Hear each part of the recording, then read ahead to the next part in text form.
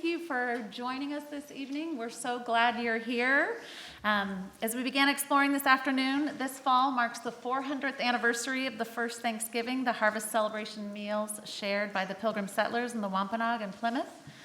There are a range of narratives that build upon depictions of Thanksgiving in America, all central to American national identity.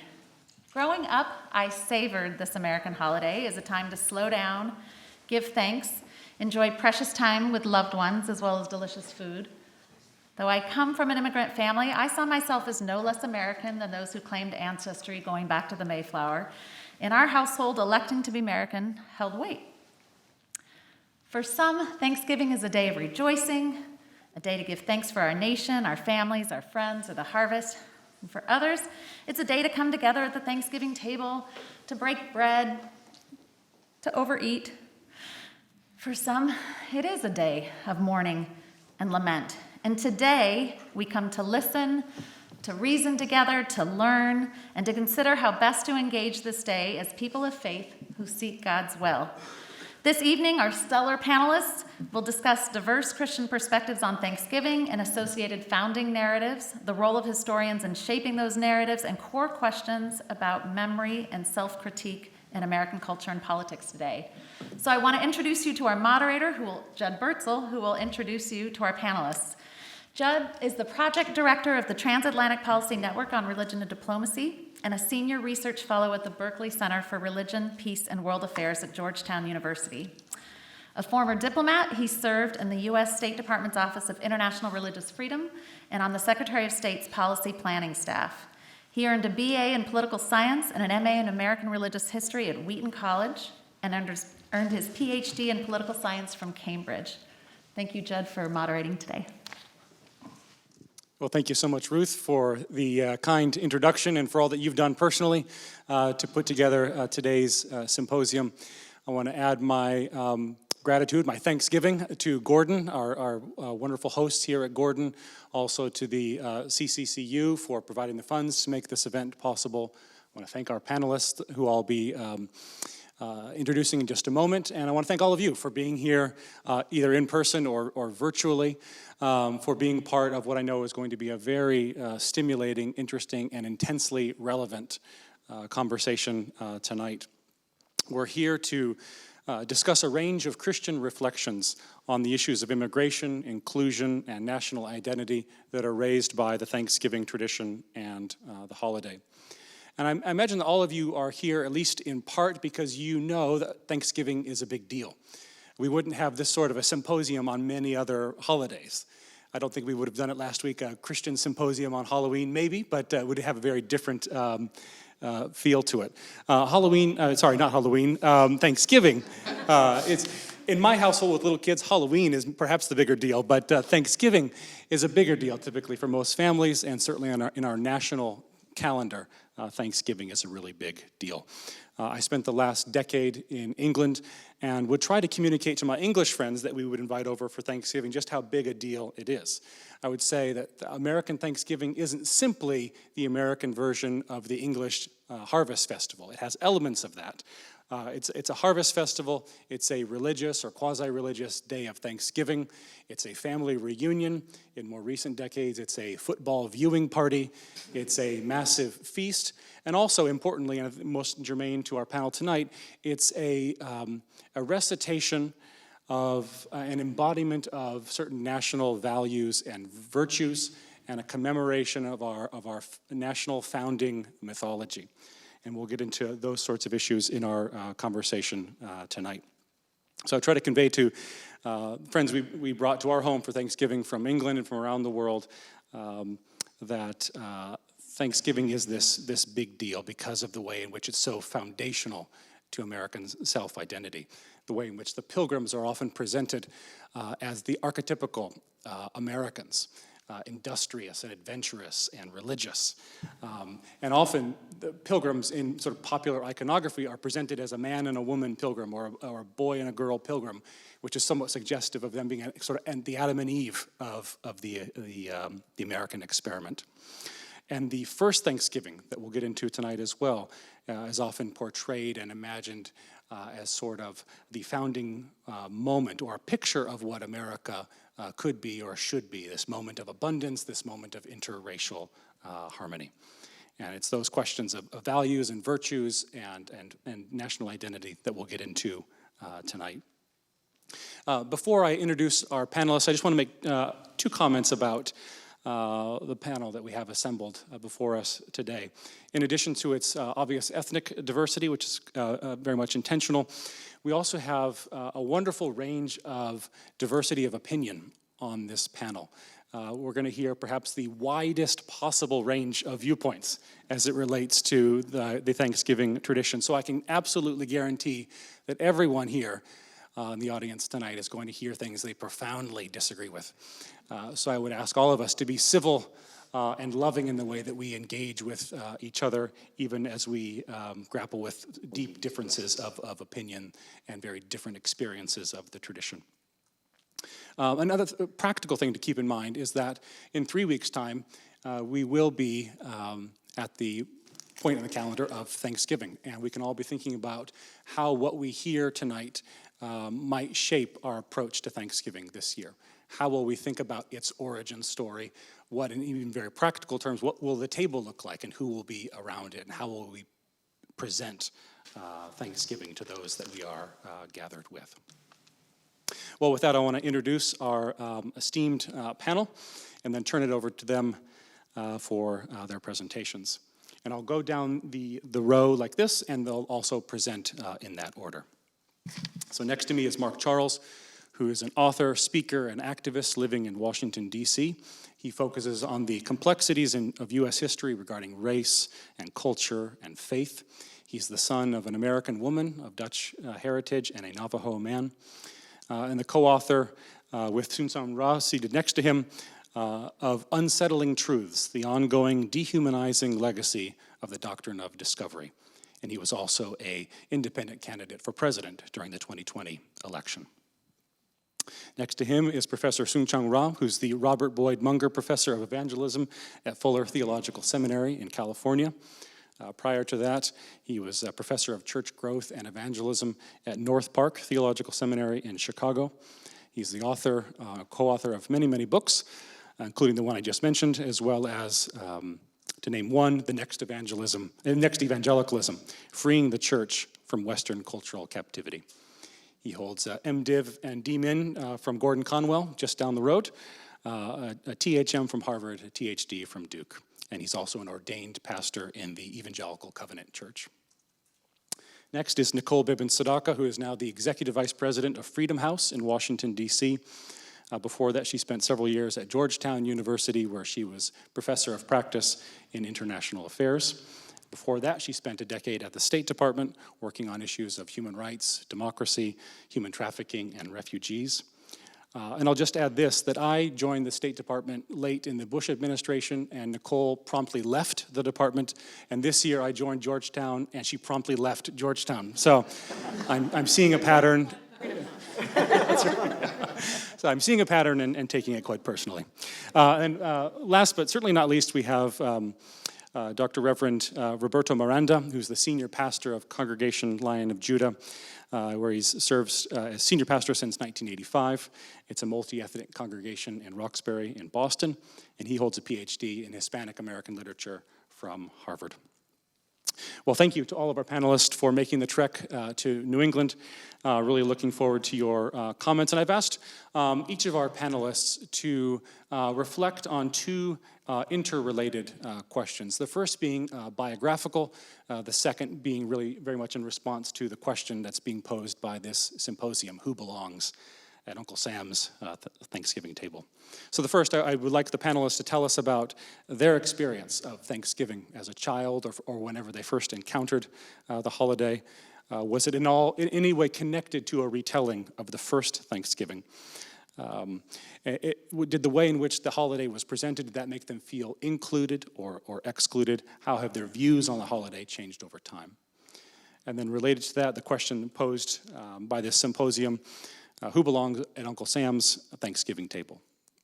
If we take Uncle Sam to be the personification of the United States, and the table to sort of symbolize the Thanksgiving holiday and tradition as a whole. Who is this holiday? Who is this tradition for? Who belongs? And are there ways in which the holiday can be reframed in ways that are even more inclusive? So very much looking forward to what our panelists say in response to these questions, and I want to turn it over now first to Mark Charles.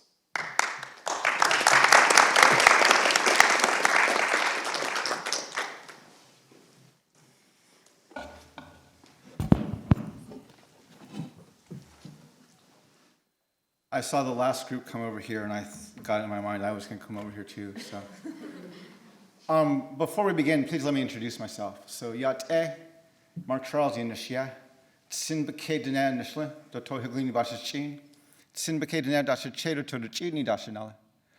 In our Navajo culture, when we introduce ourselves, we always give our 4 clans.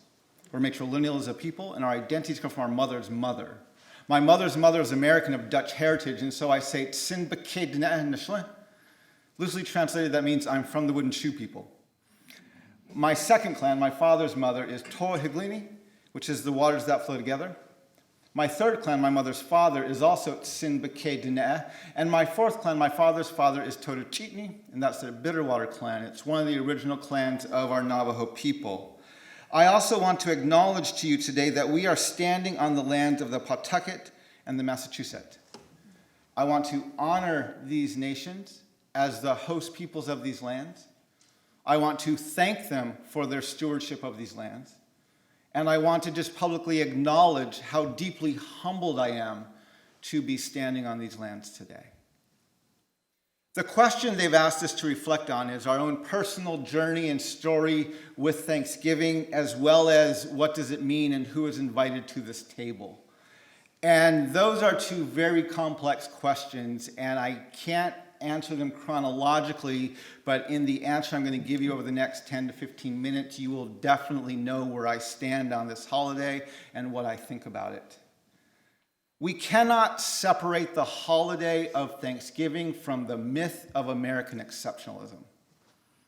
American exceptionalism is one of the most unifying myths in this entire country. I ran for president in 2020, and I ran as an independent because I knew very well how deeply this myth is ingrained into the very fabric of our 2-party system.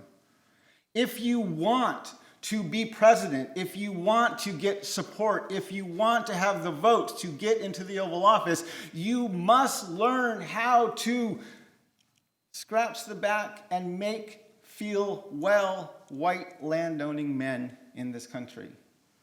And the way you get the support, the way you get the vote, the way you get the money of white landowning men is you tell them how over the top, absolutely exceptional they are. Let's look at the 2016 election just as an example. Donald Trump comes out and says, "Make America great again," right? Implying that our history, our past, our foundations, everything that's come before has been great, especially when white landowning men were in control. Hillary Clinton, not to be outdone, stood up and said, "America's already great." In fact, during the national debates, she said, not only is America great, but America is good. And Donald Trump stopped, looked directly at her, and said, "I agree with her. I agree with everything she just said."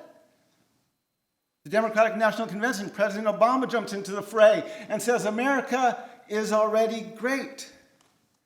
And then Cory Booker, an African-American senator from New Jersey, who had political aspirations beyond the Senate. And he stood up, and in his endorsement of Hillary Clinton, he said that he acknowledged that our foundations exclude women. He acknowledged that our Declaration of Independence refers to natives as savages. And he acknowledged the 3/5 compromise in our Constitution. Very courageous. Most national politicians don't acknowledge any of this racism, sexism, and white supremacy embedded in our foundations, and he acknowledged all 3, but he preserved his political ambitions by telling the white landowning men of this nation that these things do not detract from America's greatness. He would not say that in a room full of black people. He would not say that in a room full of women, and he would not say that in a room full of Native people. But he had to say it in a room that included white landowning men. If you sit around the table of our house and in our room. My daughter is here, and she's heard almost everything I've said about 500 times. And we have some very interesting conversations. And one day we were discussing these things. This was several years ago. And my wife said to me, she said, "You know, Mark, American exceptionalism is the coping mechanism of a nation that's in deep denial of its genocidal past as well as its current racist and sexist reality." I said, "Say that again, and I'm going to write it down." That's amazing, because we've been talking about these themes, and we've been passing this stuff back and forth. We were living on the Navajo Nation, where we were living just prior to moving to D.C., and she said, American exceptionalism is the coping mechanism for a nation that's in deep denial of its genocidal past as well as its current racist reality. American exceptionalism doesn't just say white landowning men or white people are better. It says white people and white landowning men are favored by God, they're chosen by God, they are preferred by God. And Thanksgiving absolutely gets to the heart of that myth. We go back to the first Thanksgiving. The first Thanksgiving was prefaced by what's known as the Great Death. It was mentioned earlier in the previous panel. In 3 years, from 1616 to 1619, thousands of native peoples died from disease, possibly smallpox, but they don't know what it was, but they knew it came from the colonizers. And it spread through the lands, and it killed people. There were literally roads and the dirt just covered with bones from people who had died. In fact, one of the reasons they held the first Thanksgiving at Plymouth Rock was because this was a barren space, an open space that used to be an indigenous village and had been cleared away by this epidemic.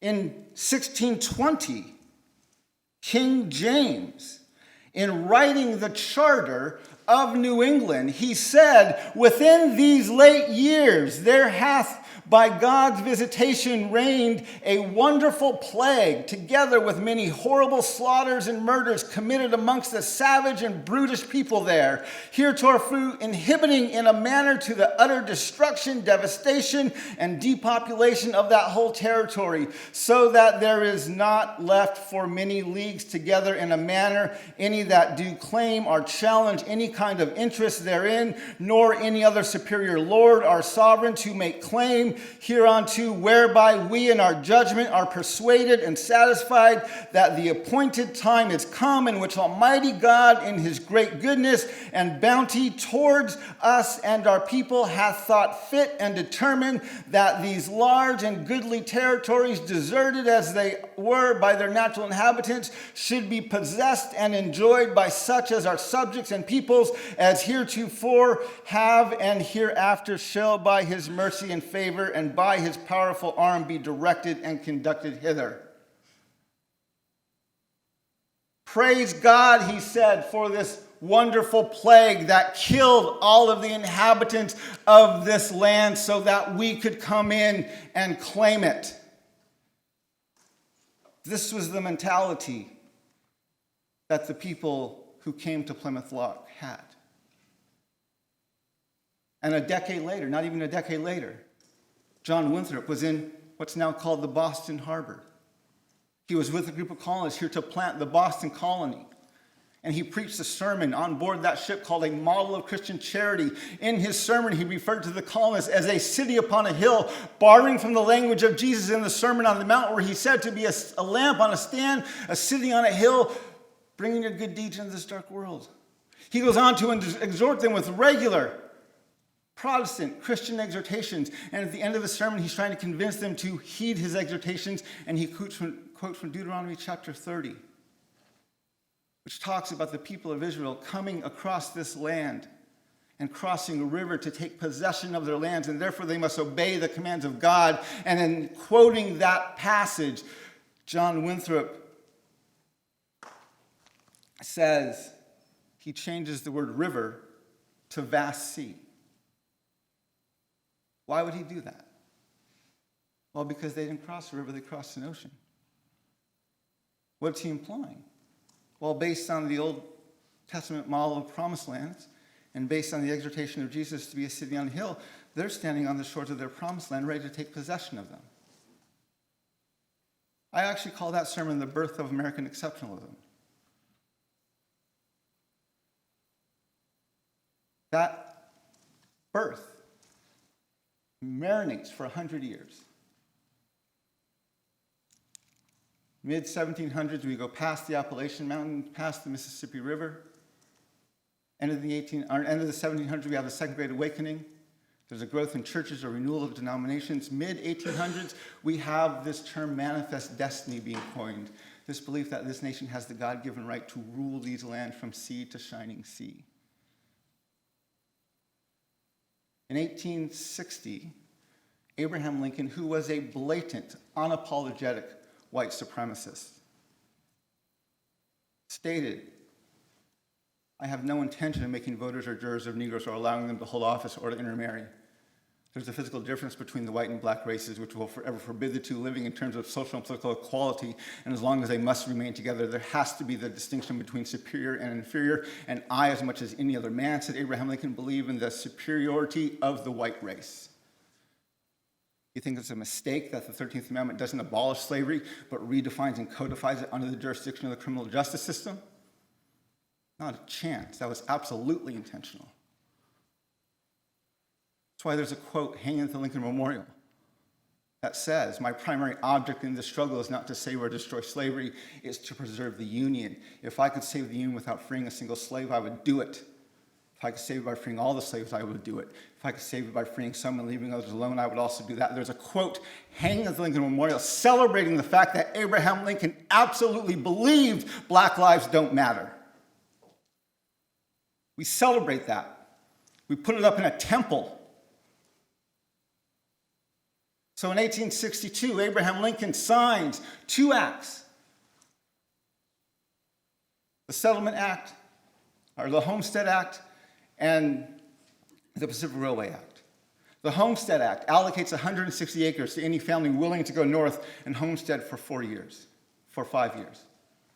The Pacific Railway Act provides the land and the resources to complete the Transcontinental Railway, which had reached Omaha, Nebraska. Within 2.5 years of signing that act, Abraham Lincoln, after the hanging of the Dakota 38 and the removal of the Dakota and Winnebago from Minnesota, after the Bear River Massacre and the destruction of the Shoshone in Utah and Idaho, after the Sand Creek Massacre and the removal of the Cheyenne and Arapaho from Colorado, and after the Long Walk and the removal of the Navajo and Mescalero Apache from New Mexico, Abraham Lincoln has literally ethnically cleansed the lands from the northern, the central, and the southern routes of the Transcontinental Railway, making him one of the most genocidal presidents in the history of our nation. And Abraham Lincoln is the president who brought Thanksgiving as a national holiday into the modern era. In 1863, he gave a proclamation that I want to read for you. In this proclamation, he said,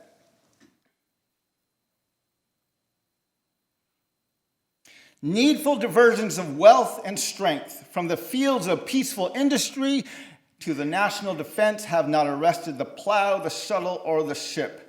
The axe has enlarged the borders of our settlements, and the mines, as well as of iron and coal, as of the precious metals, have yielded even more abundantly than heretofore. Population has steadily increased, notwithstanding the waste that has been made in the camp, the siege, and the battlefield, and the country, rejoicing in the consciousness of augmented strength and vigor, is permitted to expect continuance of years with large increase of freedom. No human counsel hath devised, nor hath any mortal hand worked out these great things. They are the gracious gifts of the Most High God." In 1864, he says, "As it has pleased Almighty God to prolong our national life another year, defending us with his guardian care against unfriendly designs from abroad, and vouching to us his mercy, many and single victories over the enemy who is of our own household, it has also pleased our Heavenly Father to favor as well our citizens in their homes as our soldiers in their camps and our sailors in the rivers and seas with unusual health. He has largely augmented our free population by emancipation and by immigration, while he has opened us to new sources of wealth and has crowned the labor of our workmen in every department of industry with abundant rewards. In his Thanksgiving Day proclamation in both 1863 and in 1864, Abraham Lincoln was inviting the citizens of the United States of America to give thanks to the Almighty God for the fruits of the genocide he was actively committing.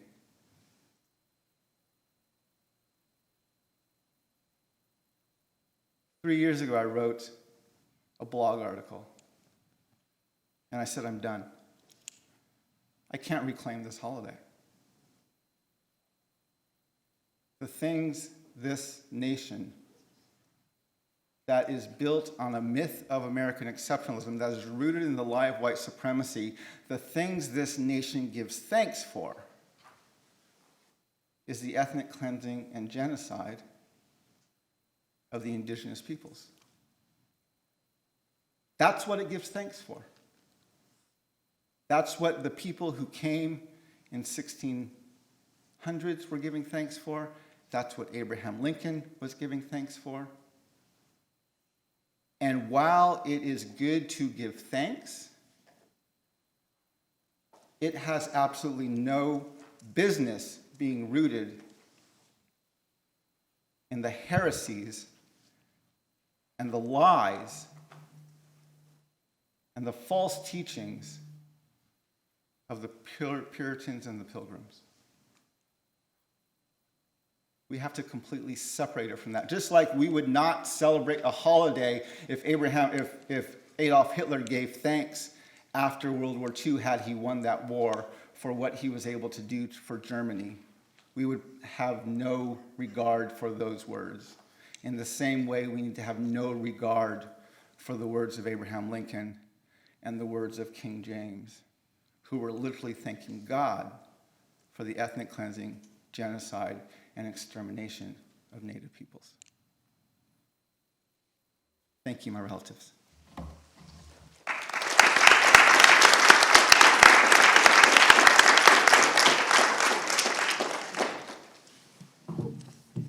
Thank you, Mark. Now, Soon Chung.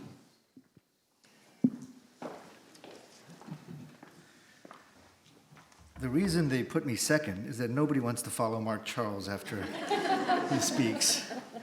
Because you're going to be thinking about what Mark said for days and days, and what I'm going to say is probably going to be forgotten very quickly. But the good thing is, Mark and I have written a book together, so I get the dual credit of having written a book with Mark. And we're showing it in the back. There you go. Thank you, Mark, for powerful words.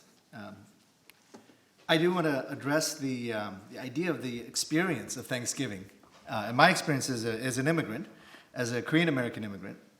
So this is the picture that I remember. A couple of images, first of all. The first image is I grew up in a single-parent home. My mom passed away about 1.5 years ago. But she worked very long hours, working to keep her family together. And one of the results of that was that Thanksgiving was not really a holiday. It was the one day off she would get in a very, very intense schedule. So we didn't really do much on Thanksgiving because it was, as typical of many immigrant families, it's just not necessarily a day of rest. It's a day off, but not necessarily a day of rest or celebration because there's just so much going on with regular everyday life. But as our family life stabilized a little bit, I remember what Thanksgiving dinner began to look like as we moved from kind of living in an inner city neighborhood in Baltimore, moving to a more suburban neighborhood. We began to celebrate Thanksgiving a little more intentionally as my mom got a different job at in a different place. And I remember I'm the youngest in my family, and I was very insistent on having turkey. Now, I have no idea how to cook it. All I've ever had was turkey slices in the deli. But I was insistent on having turkey. and insistent on having mashed potatoes and stuffing. Why? Because that's what American families do. And we were a Korean American family, but an American family. But of course, being a Korean family, there had to be other items on the side. So you can't just have turkey and mashed potatoes and stuffing, because then you would fall asleep right away. But you also needed kimchi on the side. You also needed Korean dumplings, and you needed the pickled dishes that represent Korean culture and Korean cuisine. And we would look at the table and see something pretty interesting. At the center would be the turkey and the mashed potatoes and the stuffing, and surrounding it would be all these different symbols that come more from Korea than maybe what we would typically consider American society. Looking back on that now, my reflection is, it is interesting that even at that age, I kind of knew what needed to be centered, what needed to be at the middle of all of it. And it wasn't going to be kimchi. It wasn't going to be rice. It was going to be the turkey. It was going to be the stuffing and the mashed potatoes. And what I know is from other Korean immigrant families that I met at church, and we would talk about this as kids, is that the kids, the next generation, would always want to have that turkey in the middle. And the older generation didn't really care. They didn't enjoy it. They wanted the Korean foods.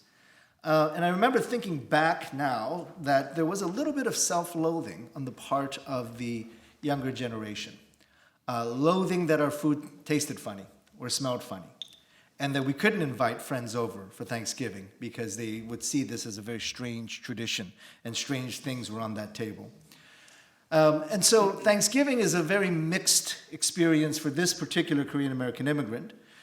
It is a symbolic practice. It is a symbolic expression of what is a very American ritual, but also the intense desire to add to that American ritual the flavors of my own upbringing and my own background, and yet still feeling the need to center the dominant culture story and put my story on the periphery. I say this to point towards what I wrote in the journal article as well, and what Mark and I wrote about in our book, the power of narratives and the power of the imagination that gets so deeply internalized that it shapes our reflective actions. So here's another way of looking at this. My son and I love movies, and we love to watch good performances on the screen. And sometimes the best acting performances in the movies are by the method character actors. And what they do is they get so into the character that, for example, Robert De Niro, you run into him at a Starbucks, but he's acting in a mobster movie. Don't talk to him because he might actually talk to you like he's an actual mobster. He's so into that character that his instinctive, reflexive improvisation is going to come out of the depth of his character that he is beginning to embody.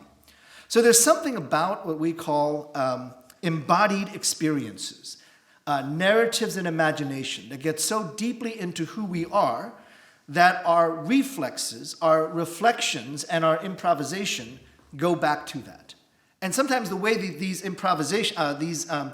imaginations and narratives are formed are repeated practices, such as Thanksgiving.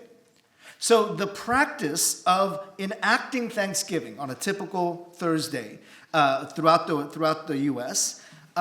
Internalizes this larger story, and it becomes a part of our cultural reality. Even if that story is far removed from you, such as a Korean American family, you still begin to internalize these narratives. And as Mark pointed out, oftentimes these narratives are not necessarily healthy narratives. They can be dysfunctional ones, such as American exceptionalism, such as white supremacy and primacy. So the question then of whose table is this? Well, it's an interesting question because it assumes that somebody needs to own that table.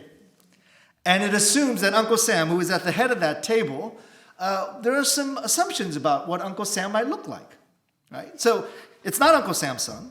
It's going to be Uncle Sam. So he's probably a white person.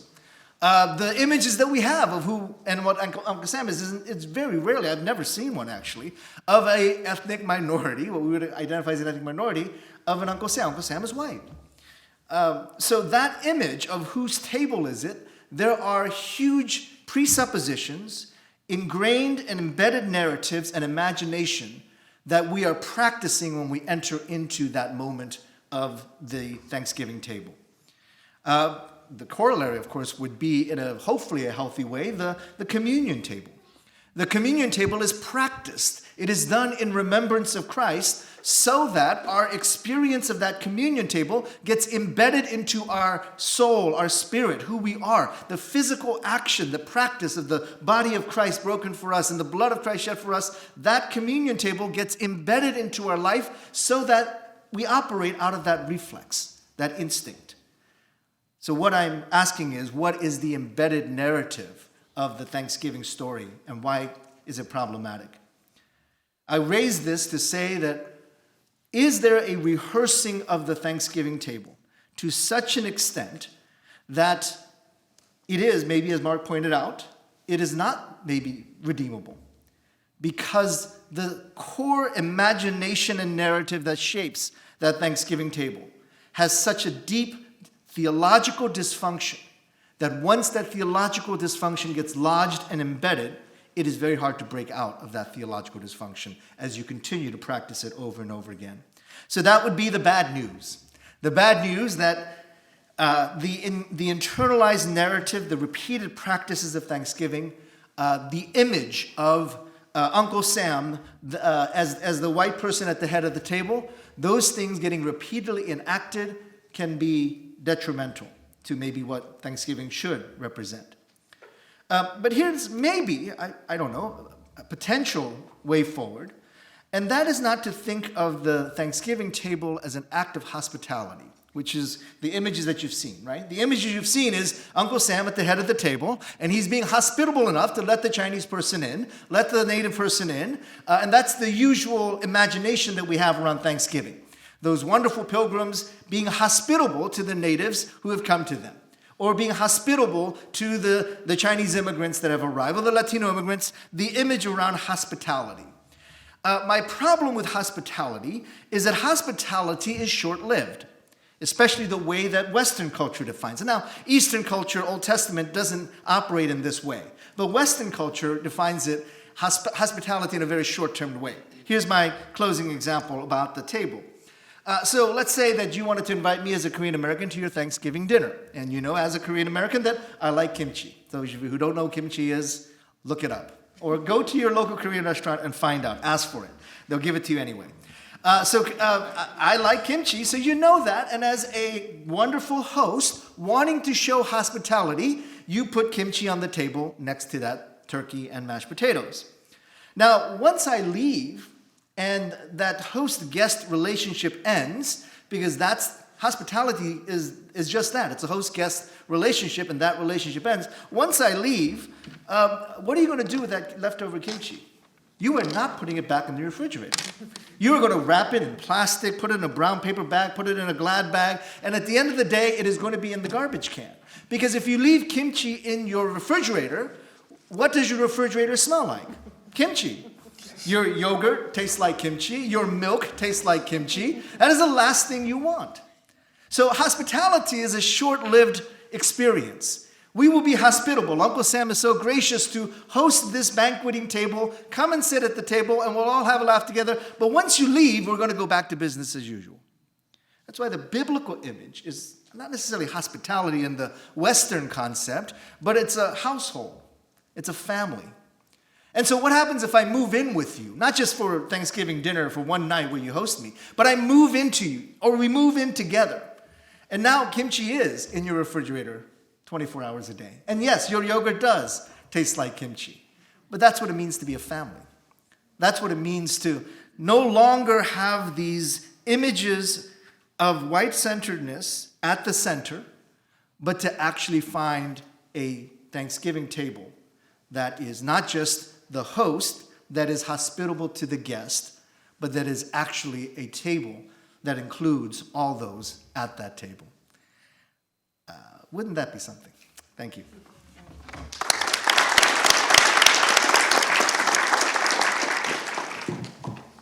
Thank you, Sunchan. And now Nicole.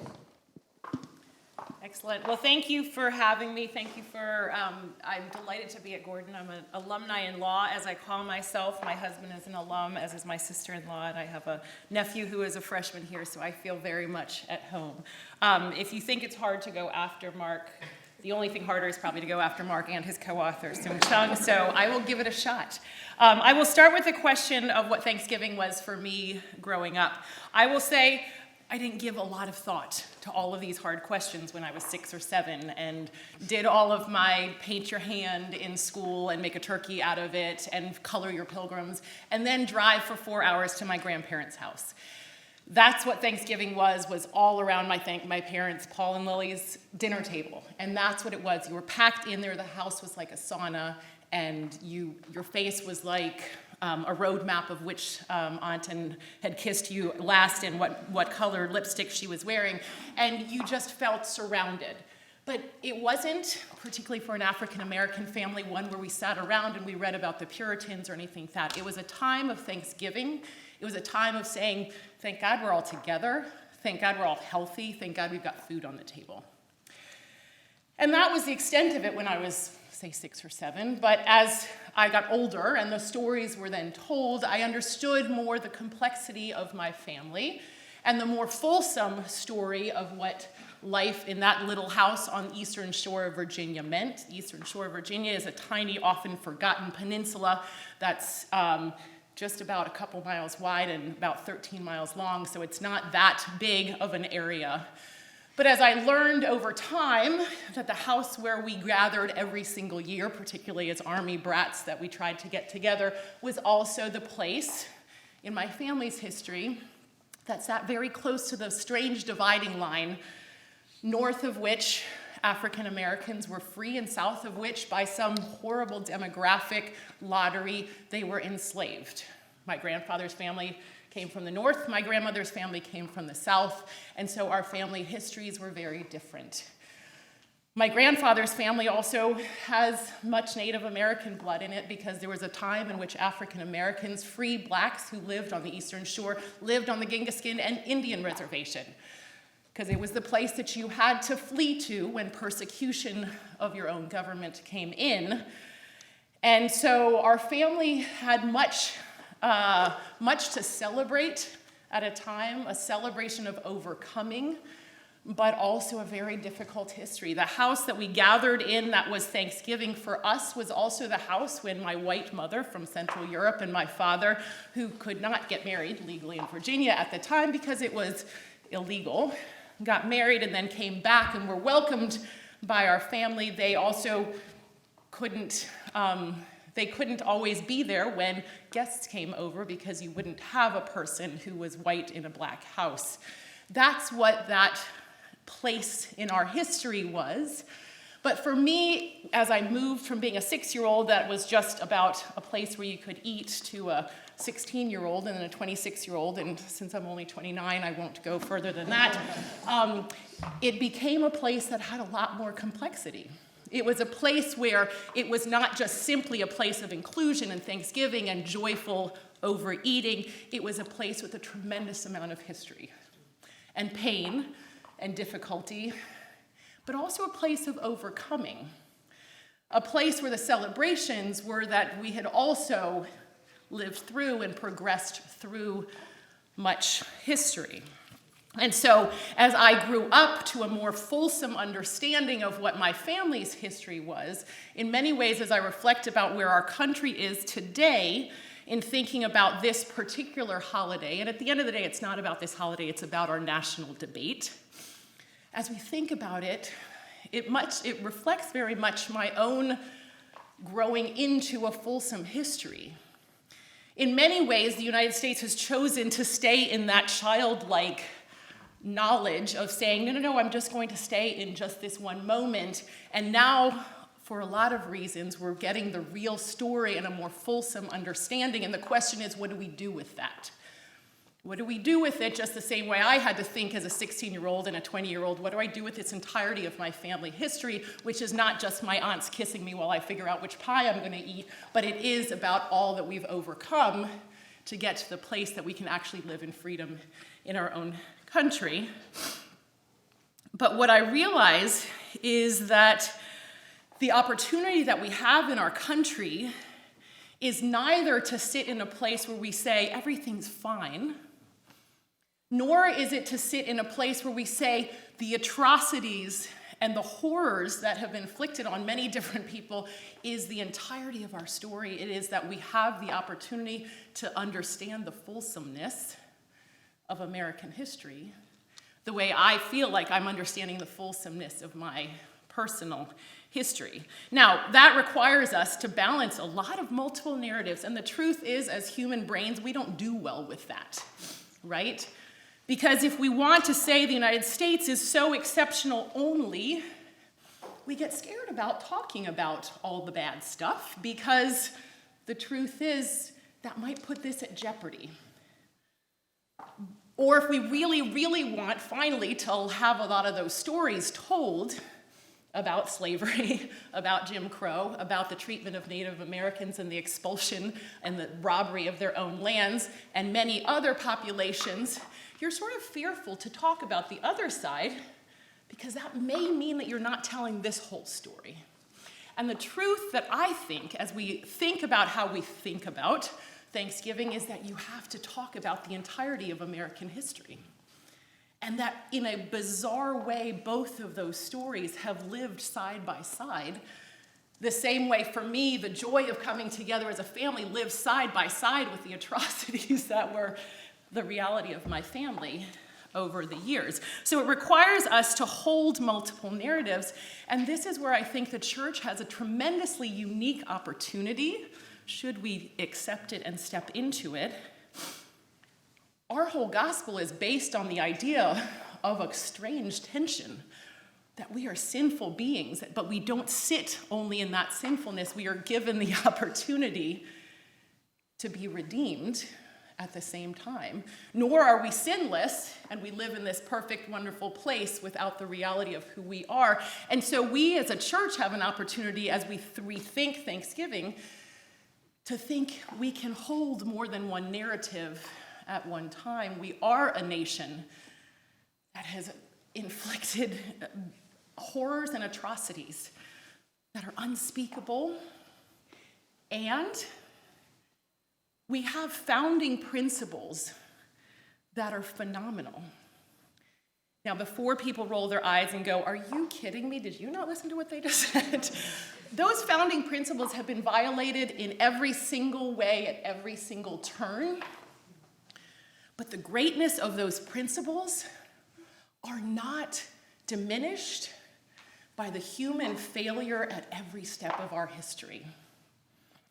If we go back and we look at what is it that people like Frederick Douglass and Martin Luther King said, well, first and foremost, they drew from the Bible, but they also talked about the founding principles of our nation. But now, why would they do that? A man who was enslaved and a man who was imprisoned and beaten and treated as a criminal?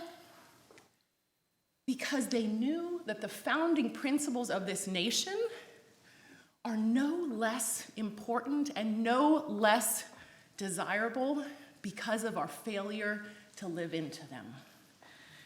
And so that gives us then the question, what do we do with that? If we are redefining Thanksgiving, can we redefine it with the entirety of our history?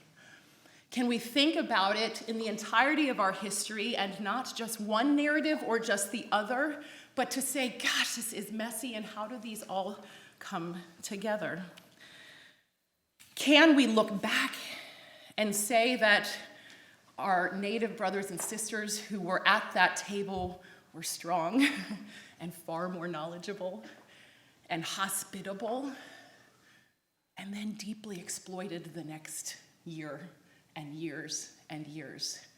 Can we live with that tension of both being true? So as I think about who belongs at Uncle Sam's table, I want to sort of redefine who Uncle Sam is. In Washington, what we do is we don't answer the question that was asked. We choose to answer the question we want to answer. So I'm going to do that. We see Uncle Sam as white and a man, and often wearing very odd clothing that is way too determined by the red, white, and blue patterns. But I'm thinking maybe we don't think of the demographic Uncle Sam. Maybe we think of the democratic Uncle Sam. And that we don't think so much about this Thanksgiving table and Uncle Sam as the embodiment of the United States by saying, well, of course he's white and of course he's a man. Maybe what we should say is the host of this table, the host of this is going to embody what our nation embodies, which is democratic principles. Not ones that we have lived into, but ones that we have the opportunity to live into. Religious freedom, freedom of speech, protection of human rights, justice for all. And what if the host of that dinner table said, those who will be at the table are those who agree with me? Not a white male who wears odd clothing and therefore invites other white males who wear odd clothing. And in Washington, you can find many of those. What if it were a democratic Uncle Sam who says, you believe in religious freedom? Come on in. You believe in freedom of speech? Come on in. You believe in human rights? Come on in. You believe in the protection of other people's voices, even if you don't agree with them? We're going to have a lot of people around the table. We're not all going to agree, but we're going to protect the space for them to talk. We're going to disagree, and then we're going to have a glass of wine. My husband is Argentine, so we always have a glass of wine with everything. What if we had a democratic Uncle Sam, or Aunt Sammy, or whatever we want to call it, but what if it was democracy that defined who was inviting people and who was at the table were little d Democrats, not Republican Democrat, but little d Democrats, and who wasn't at the table were those who say, nope, I don't believe in your religious freedom. I don't believe in your speech. I don't believe in your right to practice or to speak your language. What if the difference of who's in and who's out is the belief in a principle as opposed to the melanin in your skin or your chromosomes or whatever it may be? What if it is the ideals that you uphold that determines the inclusion and the exclusion? And I say that not only because it's a great way to get around a lot of questions, but it is actually our best hope in a diverse country of 350 million people who are never going to agree on something to come together and figure out how we live peaceably. It also then says the question, it actually doesn't matter if you came here on the Mayflower or on a slave ship, or you were here already when the nation was founded, or you came last month. Because what determines if you're at the table or not is whether you believe in the ideals of this country. And it is those ideals, which have not always been lived into, it is those ideals that will help us address those many times that we have not lived into them. Because if we look back at how we have moved out of the worst of who we are, it is when we've drawn on those principles to try and live into the best of who we are. It's taken far too long, and we have a long way to go. But it is those enduring principles that should define who is at the table and should define how we think about what unites us as a country, because it will never be just gender, just ethnicity, just the food that we choose to have at the table. It will be whether we choose to have these enduring principles the defining factor of what unites us as a nation. And that choice, I think, is ours.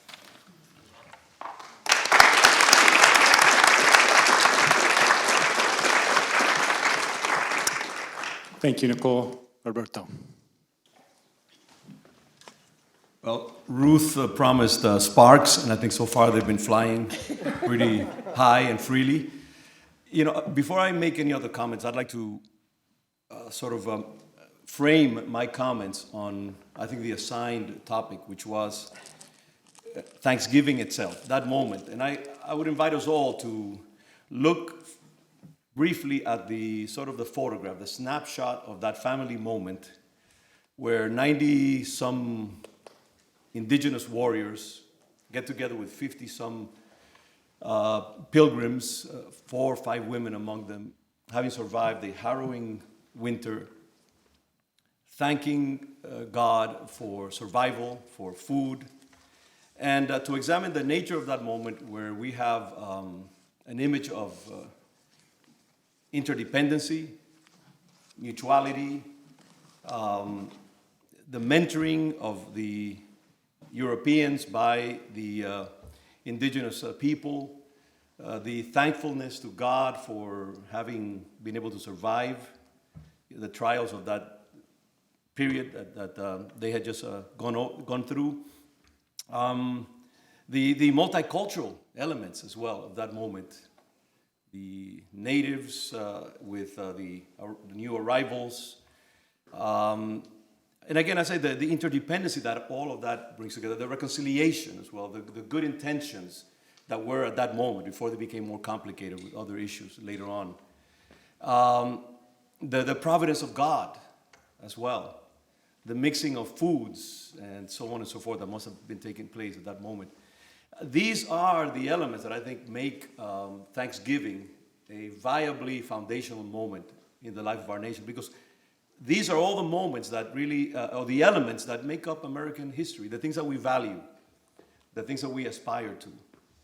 And I think in that sense, if we examine the moment, the snapshot, then we can say that Thanksgiving is a pretty good candidate, I would say, to be a foundational moment for America. Its aspirations, its failures, its promises, its appreciation of diversity, and also the problematic nature of it, because later on, yes, that moment would become extremely complicated as well. And so, I want to circumscribe myself to that moment in particular, because I think as I have read a lot on this subject, and I thank the opportunity to speak here, because it's forced me to look deeply into, the Thanksgiving moment and the history of the arrival of the pilgrims, and so on and so forth. I think we, and I say this very respectfully, we do an injustice to the moment when we depart too quickly from it, when we don't focus long enough in it to appreciate it for what it is. And I think I have discerned in reading different sort of narrations and understandings of Thanksgiving, that we tarnish that moment by too quickly extending a string, like a detective trying to put evidence together, in those pictures that you see in detective stories. Going back to the history of Europe, all the desecrations, the oppressions, the conquest, the violence, the exploitation of different groups, and so on and so forth, and linking it to that moment, and then going back and exploding that moment forward to all of the violations that took place in American history as well. And we lose then sight of the moment itself that I've tried to circumscribe myself to the assignment, which is Thanksgiving. What does it mean? And I think if we see the moment itself, then I think it gives us a different understanding of it. And I think in respect to the historical moment, you have to take it there. And then after you have examined it, validated it, then you can go in other directions. But let me just say quickly about my own personal experiences of Thanksgiving. As part of an immigrant Dominican family living in Brooklyn and later on in Massachusetts, my memories of Thanksgiving are full of wonderful, warm associations. I remember affectionately early morning gatherings on Thanksgiving Day at my Latino church with parishioners taking turns to publicly thank God for his blessings and provision during the year. So on the day of Thanksgiving, or the day after Thanksgiving, I wake up early before my wife. I enjoy the silence of the morning. I savor the pleasant memories of the evening before, the good food and the many conversations at home with my Latino and other relatives and friends. And later on in the day, my wife and I and some relatives will come together and we will heat up leftover arroz con gandules, ensalada rusa, flan, and I will enjoy. And for me, Thanksgiving has a particular significance. I think I enjoy it more than Christmas. For some reason, it is one of those days that as a pastor, I don't feel guilty about relaxing the whole day, enjoying it. It has a special meaning in that sense, and that's what I do every year. You know, for me, it's a moment where I thank the Lord for many things. I thank the Lord for the pilgrims, actually, and for the example that they left about a certain kind of humility, a certain kind of willingness to acknowledge the help and the blessings that they received from those native people. I remember as a young boy, when we were celebrating Thanksgiving, it never occurred to us that Thanksgiving might be an exclusive holiday that would somehow insinuate white supremacy. Again, I'm speaking about the moment itself, Thanksgiving, or any of its symbols excluding us Latino immigrants from its celebration. I suppose that subliminally we visualized the historical protagonists as, yes, stereotypical European women with strange dresses, somber white men with large buckles and hats, and indigenous long-haired men with stereotypical athletic bodies. But that never prevented us from getting drawn enthusiastically into the drama of the occasion. We translated the foreign symbolism of the story into our own Latino evangelical understanding. Vaguely, we understood that here was an opportunity to give thanks for God's providence, blessings, and faithfulness. I suspect that to this day, many Latinos could not give you a specific answer as to the historical events that led to the first Thanksgiving. For us, a Thanksgiving dinner was just a great opportunity to give thanks to God and to put together an eclectic mix of Caribbean rice, pasteles, flan for dessert, and yes, the proverbial turkey. We experienced something similar, and I want to compare what we do with other narratives, say in our own Christian faith, and how do we relate to something that is very foreign and that might seem also exclusive, and yet somehow we find a way to appropriate it and to make it a part of our own lives. Think of the symbolism regarding Christmas. Yes, Mary and Joseph existed 2,000 years ago and were Jewish, not Latino, and the shepherds, the innkeeper, and magi were figures certainly foreign to our cultural experience.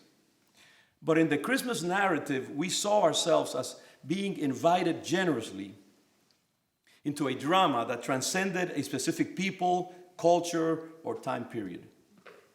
What mattered to us innocent Latino believers was the timeless truth that God had made himself human and extremely frail by coming into the world as a child from a poor family to bring salvation to humanity. We were not disturbed by the complexities of a narrative that may have assigned preferential status to the Jews as God's chosen people.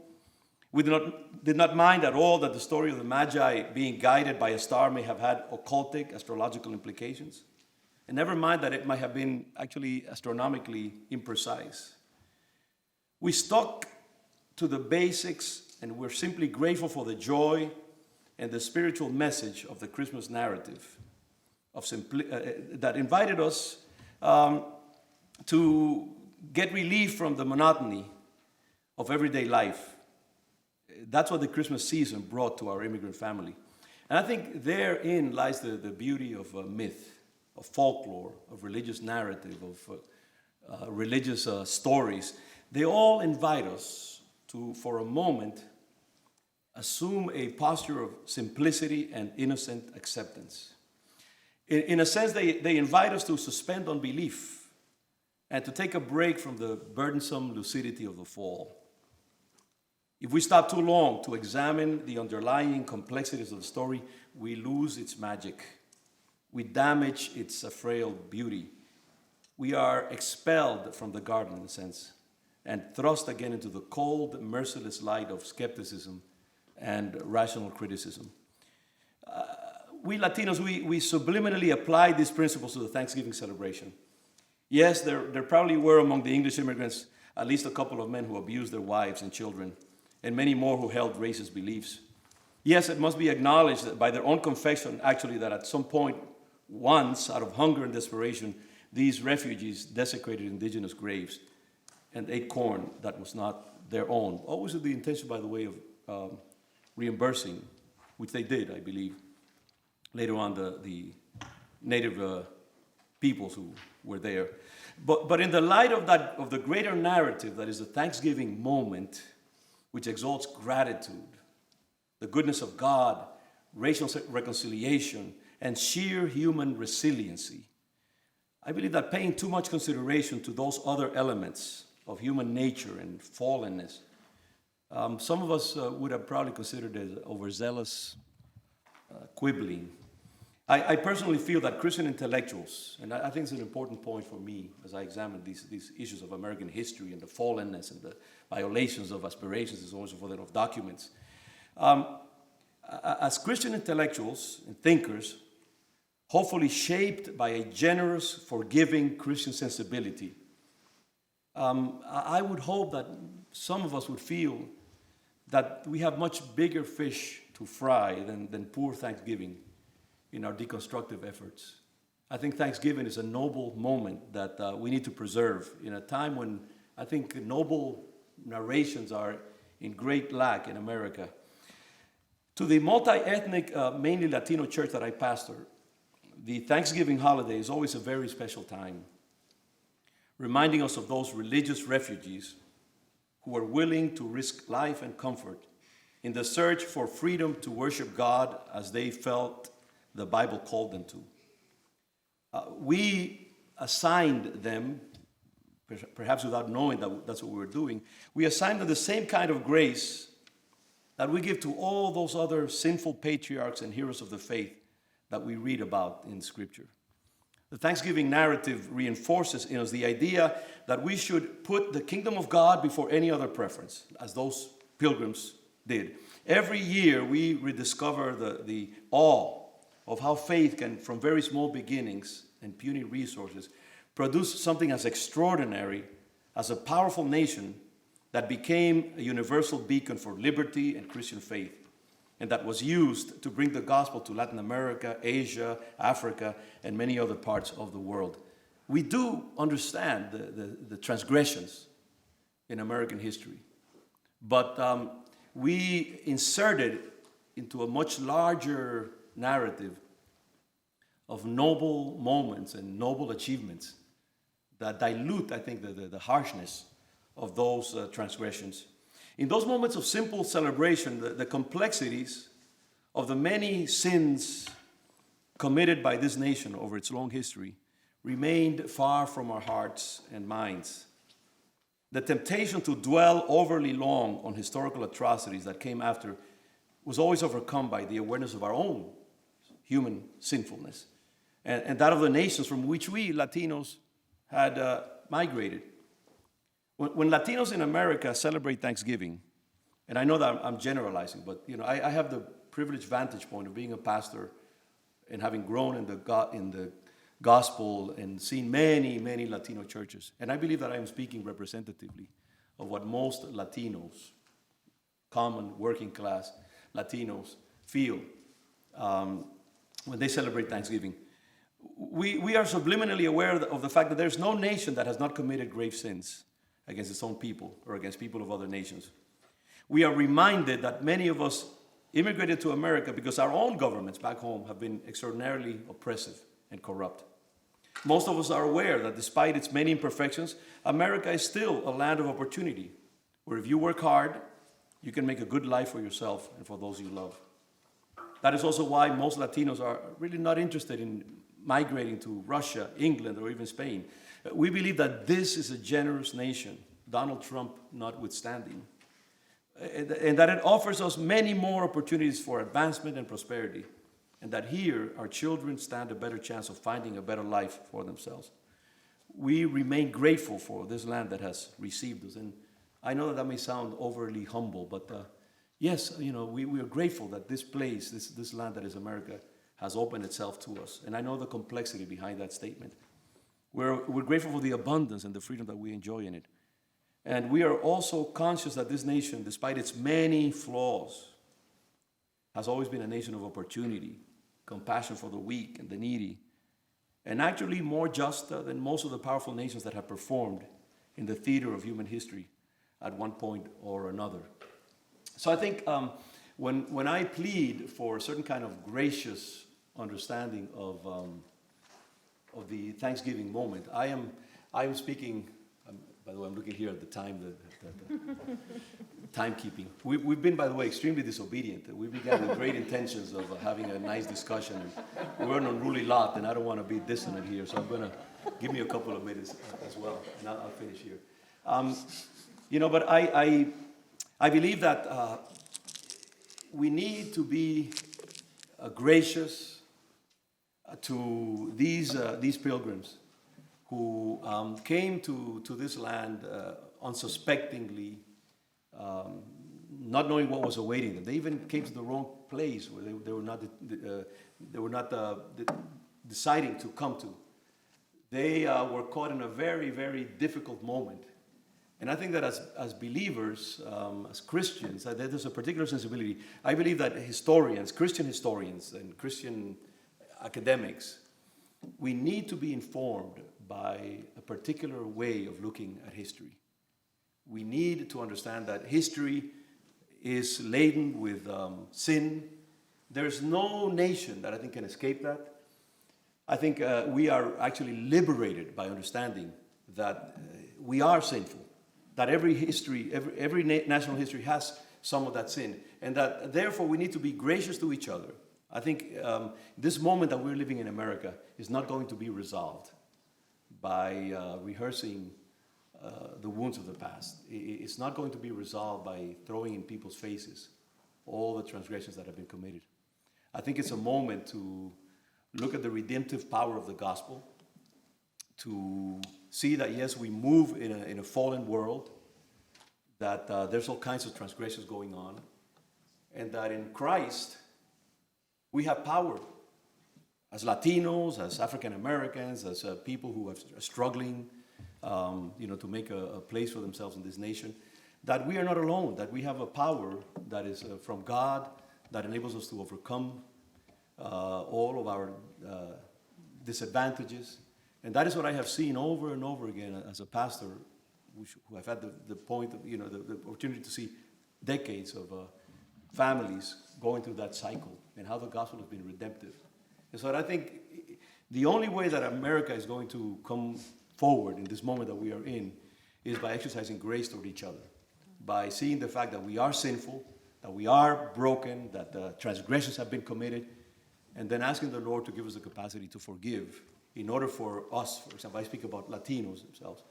Unless we forgive many of the things that have been perpetrated against us over the years, we will stay stuck in the same place over and over again, rehearsing the same things. Because it is a biblical thing. Unless you forgive, and forgiveness doesn't mean validating the offender, but unless we forgive, unless we adopt a very redemptive understanding of ourselves, we will stay stuck in the same place. And that's why I think we need to be gracious as we examine the Thanksgiving moment. Thank you.